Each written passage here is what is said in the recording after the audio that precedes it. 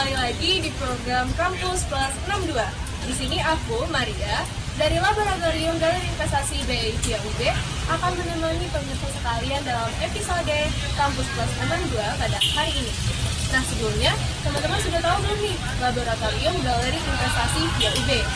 Jadi, Laboratorium Galeri Investasi via UB merupakan laboratorium di bawah Departemen Administrasi Bisnis. Kita mengangkat konsep 3-in-1 di mana laboratorium kami merupakan hasil dari kerjasama Bursa Efek Indonesia dengan Fakultas Ilmu Administrasi dan MNC Sekuritas. Laboratorium kami bertujuan untuk memperkenalkan terkait ilmu pasar modal sejak dini kepada akademisi. Dan kami juga menjadi wadah untuk pengembangan bagi akademisi yang ingin mengembangkan keilmuannya di bidang pasar modal, baik secara teoritis maupun praktis.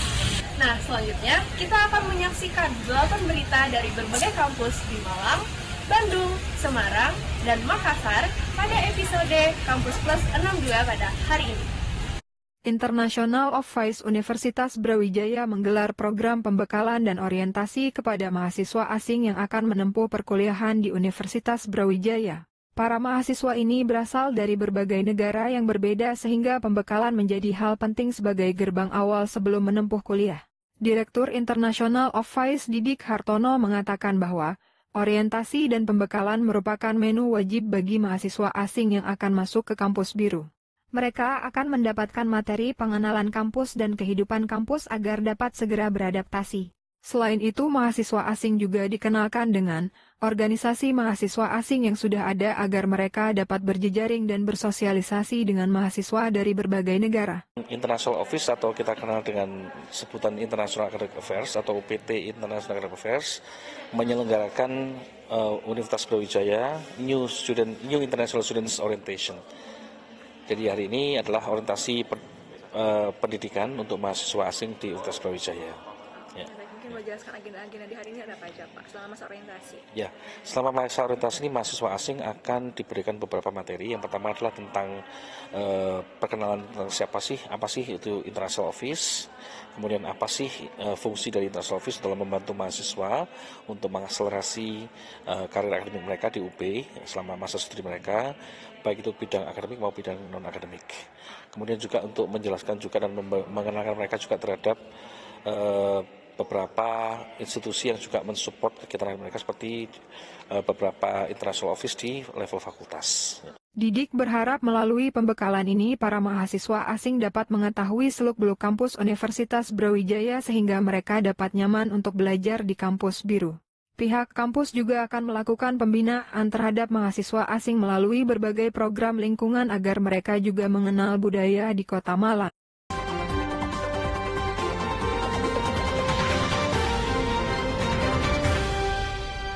Tahapan penerimaan mahasiswa baru tahun 2025 sudah diumumkan oleh pemerintah. Sebagai tindak lanjut, Universitas Brawijaya menggelar jumpa pers untuk menginformasikan tahapan tersebut kepada masyarakat melalui media. Wakil Rektor Bidang Akademik Universitas Brawijaya Profesor Imam Santoso menjelaskan bahwa jalur seleksi masih sama dengan tahun sebelumnya, yaitu seleksi nasional berbasis prestasi, seleksi berbasis ujian tulis, dan seleksi jalur mandiri. Insya Allah sesuai batas 50%. Kita akan menggunakan skema 20, 30, 50. 20 SNBT, 30 SNBT, seleksi mandiri 50%. Sama tahun lalu. Secara general jumlah UB. Untuk Universitas Brawijaya, Imam menjelaskan bahwa prodi yang diminati masih relatif sama, yaitu kedokteran, kedokteran gigi, teknik informatika, hukum, manajemen, administrasi bisnis.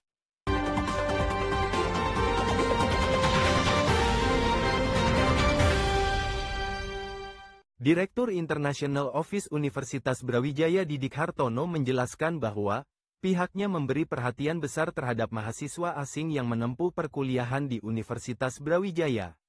Berbagai hal baru yang akan mereka hadapi menjadi atensi, sehingga pihaknya memberikan pembekalan dan orientasi kepada mahasiswa asing. Dalam pembekalan tersebut pihaknya bekerja sama dengan wakil dekan satu setiap fakultas dengan supervisi dari wakil rektor dari Universitas Brawijaya. Kerjasama ini penting karena para mahasiswa asing ini tersebar di berbagai fakultas sehingga International Office membutuhkan sinergi yang solid untuk membantu mahasiswa asing.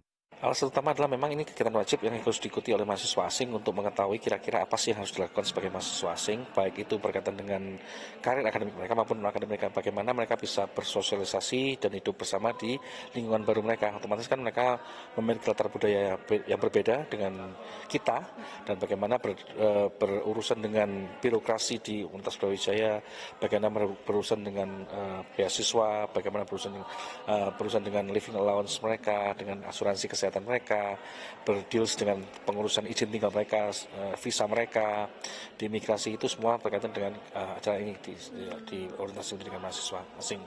Ya. Selain pembekaan di awal, nantinya pihak International Office juga memberikan dukungan program kegiatan dalam bidang kemahasiswaan melalui organisasi.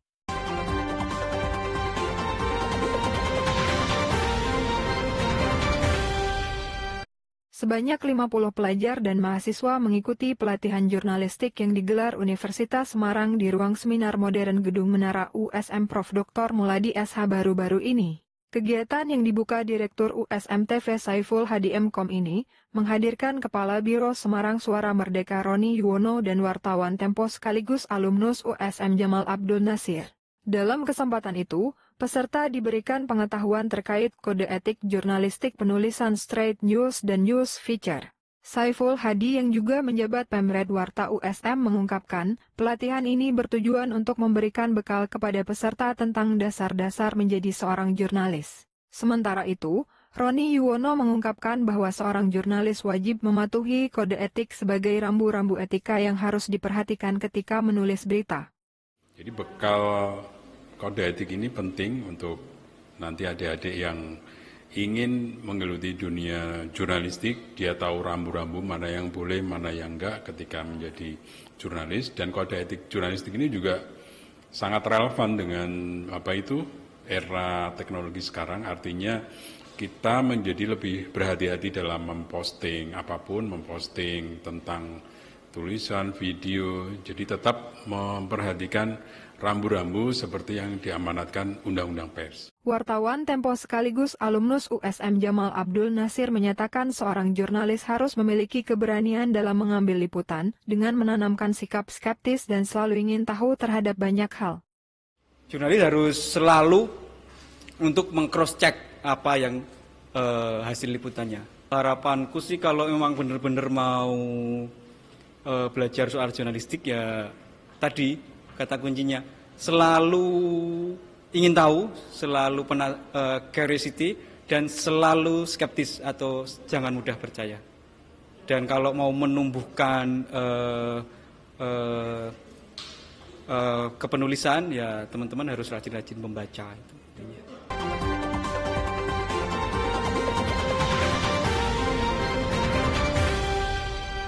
Seratusan mahasiswa dan siswa dari berbagai kampus dan sekolah yang ada di Jawa Timur mengikuti tahfiz camp yang digelar oleh Pusat Tahfiz Al-Quran di Masjid Raden Patah, Universitas Brawijaya. Menurut manajer operasional Masjid Raden Patah Nur Hidayat, kegiatan ini merupakan agenda tahunan yang digelar di akhir tahun untuk mengisi liburan akhir tahun mahasiswa dan siswa.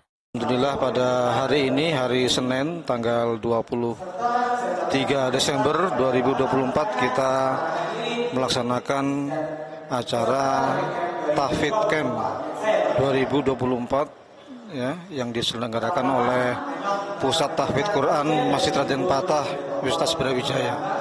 Yang mana acara ini merupakan acara rutin setiap tahun yang kita laksanakan ya. Memang sengaja kita laksanakan di akhir tahun yang menjelang libur dalam rangka untuk mengisi waktu liburan adik-adik mahasiswa dengan kegiatan menghafal Al-Quran.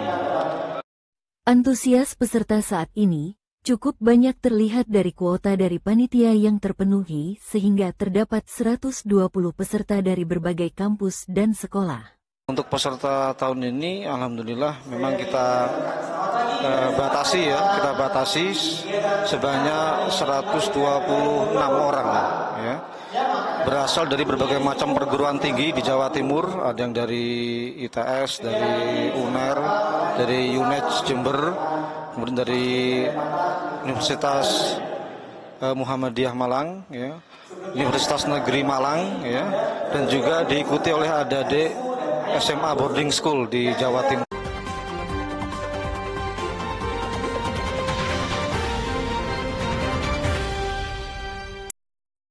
Universitas Hasanuddin Makassar menggelar jumpa pers terkait penerimaan mahasiswa baru 2025 itu dilaksanakan di lantai 8 Rektorat Unhas, Rabu tanggal 18 Desember tahun 2024.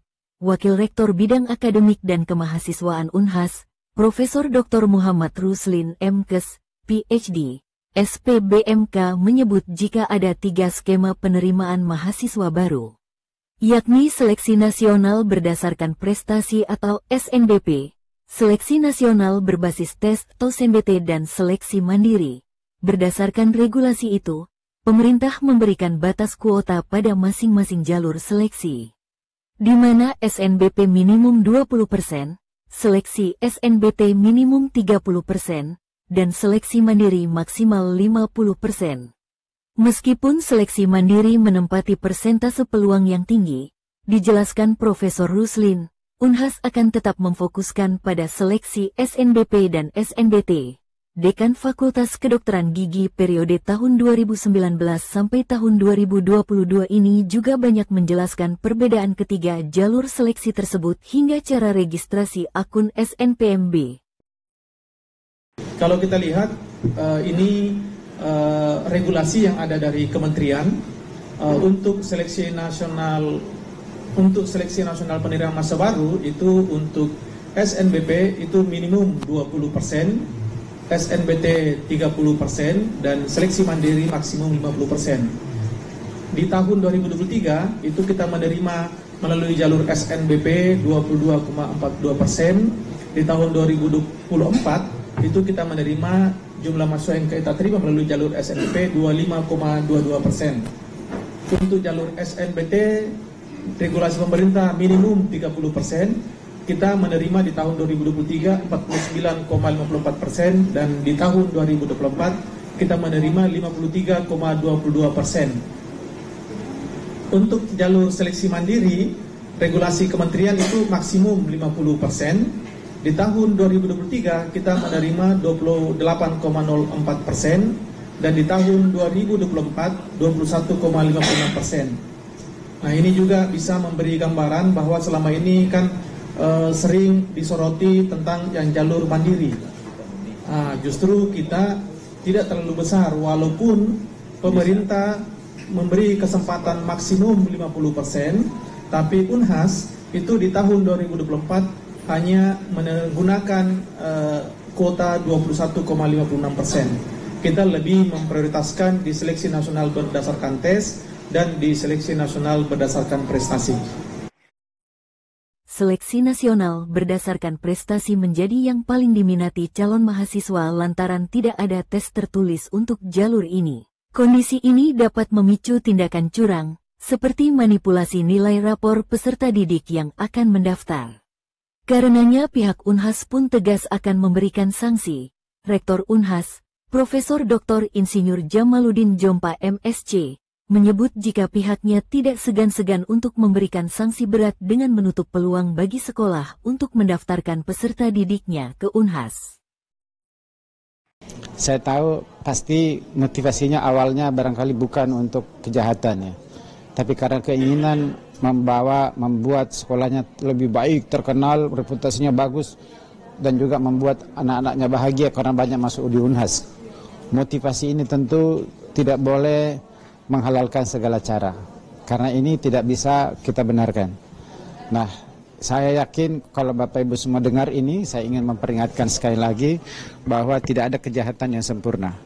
Sehingga perubahan nilai, hal-hal yang tidak fair, memaksakan nilai yang tinggi padahal tidak sesuai dan sebagainya, pada waktunya nanti dan pasti kita akan temukan lebih cepat dan itu tidak ada ampun. tidak ada maaf, mohon maaf. Bagi yang telah terbukti bersalah, maka berakhir sudah harapan anak-anak kita ini yang mungkin saya tidak berdosa, kemudian untuk melanjutkan kuliah bukan hanya di Unhas loh, tapi di seluruh Indonesia.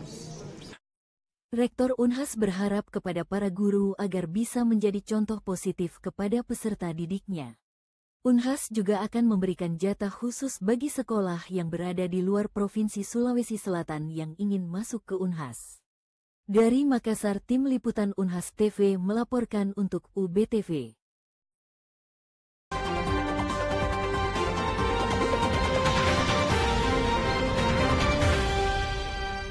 Wakil Rektor Bidang Akademik Universitas Brawijaya Profesor Imam Santoso mengatakan bahwa Universitas Brawijaya sudah memiliki jalur seleksi untuk penyandang disabilitas sebagai bentuk dari dukungan terhadap kesetaraan dalam memperoleh akses pendidikan tinggi. Pada tahun 2024 terdapat sekitar 15 mahasiswa disabilitas yang tersebar di berbagai fakultas. Pada tahun 2025 mendatang, jalur tersebut tetap akan dibuka dengan kuota yang hampir sama. Selain jalur seleksi, para disabilitas ini juga diberikan layanan pendampingan melalui pusat layanan disabilitas yang ada di Universitas Brawijaya. Kita sebenarnya sudah membuat jalur khusus. Karena dengan jalur khusus itu ada fasilitasi kan itu. Misalnya untuk mengerjakan soal, dia kan punya keterbatasan, perlu didampingi macam. Kita sudah punya ya ada seleksi untuk calon difabel. Tapi ada juga ternyata yang keterima lewat 2 jalur nasional dan dia ternyata difabel. Gitu. Dua-duanya masuk. Jadi kalau misalnya diterima SBMPP misalnya, padahal dia difabel, ya nanti kita masukkan nanti di layanan. Jadi menambah kuota kita, artinya jumlah mahasiswa yang harus kita layani. Tahapan penerimaan mahasiswa baru untuk tahun 2025 akan terdiri dari jalur seleksi nasional berbasis prestasi, seleksi nasional berbasis tertulis, dan jalur mandiri. Universitas Brawijaya sudah menetapkan kuota 20% jalur prestasi, 30% jalur tertulis, dan 50% jalur mandiri.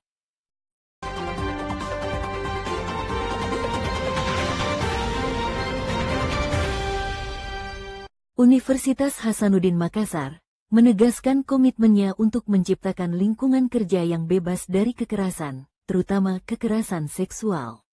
Hal inilah yang mendorong dilakukannya pembekalan pencegahan dan penanganan kekerasan seksual bagi manajemen dan para staf lingkup badan usaha milik Unhas atau BUMI. Kegiatan ini digelar di Gedung Iptex Unhas pada tanggal 18 Desember tahun 2024. Dengan melibatkan Satuan Tugas Pencegahan dan Penanganan Kekerasan Seksual, atau Satgas PPKS. Sosialisasi ini sendiri diinisiasi oleh Direktorat Pengembangan Usaha dan Pemanfaatan Aset Unhas. Dalam kesempatan itu, Direktur Pengembangan Usaha dan Pemanfaatan Aset Unhas, Dr. Insinyur Syahriadi Kadir, MSI, menegaskan pentingnya sosialisasi untuk menekan kasus kekerasan di lingkungan kerja. Ini bukan tiba-tiba, tetapi ini sudah yang kedua kalinya sebenarnya kami lakukan. Cuma karena pesertanya begitu banyak, staf dan karyawan badan usaha, sehingga tahap pertama kemarin kita lakukan untuk staf-staf yang di lingkungan pemanfaatan aset. Untuk kali ini kita lakukan di lingkungan badan usaha Unhas, milik Unhas ya. Saya berharap kekerasan seksual ya, baik berupa korban ataupun pelapor sudah tidak ada lagi dari lingkungan badan usaha. Materi sosialisasi pencegahan dan penanganan kekerasan seksual disampaikan oleh Profesor Dr. Nursini, SE, MA, dari Satgas PPKS Unhas, yang menyampaikan komitmen universitas untuk membebaskan lingkungan kerjanya dari segala jenis kekerasan, termasuk kekerasan seksual, perundungan, dan diskriminasi. Ia pun menekankan agar perusahaan di lingkup Unhas untuk terikat pada peraturan rektor terkait lingkungan kampus bebas dari segala bentuk kekerasan. Salah seorang peserta sosialisasi, Indrawati Haris, mengakui pentingnya kegiatan sosialisasi ini. Dirinya menilai sosialisasi ini memberikan pengetahuan baru untuk diimplementasikan di perusahaan. Kegiatan ini sebenarnya sangat penting buat perusahaan kami ya, karena untuk pencegahan seksual harassment yang mungkin bisa terjadi di mana saja, apalagi kita di hotel industri itu sangat rentan dengan bencana seperti ini. Jadi kegiatan bela ini semestinya tidak sekali aja setahun ya, mungkin sekali per semester untuk meremind lagi agar kita terjaga dari kejadian seperti ini. Indrawati Haris menambahkan, selain dapat memberikan pemahaman mendalam, sosialisasi ini juga bisa menjadi rambu-rambu bagi seluruh staf di lingkup badan usaha milik Unhas. Dari Makassar, Tim Liputan Unhas TV melaporkan untuk UBTV. Nah, gimana teman-teman? Seru kan beritanya? Selanjutnya, kalau teman-teman penasaran terkait Laboratorium Galeri Investasi BI via UB, dapat mengunjungi sosial media kami ya, di Instagram @gi_via_UB. Nah, jangan lupa Kampus Plus 62 hadir setiap Jumat pukul 2:30 sore dan tayang di laman YouTube UB TV setiap Minggu pukul 1 siang. Jangan lupa juga untuk share, like, komen, dan subscribe ya, agar tayangan UB TV dapat menjadi lebih berkualitas dan lebih menarik lagi. Sampai jumpa!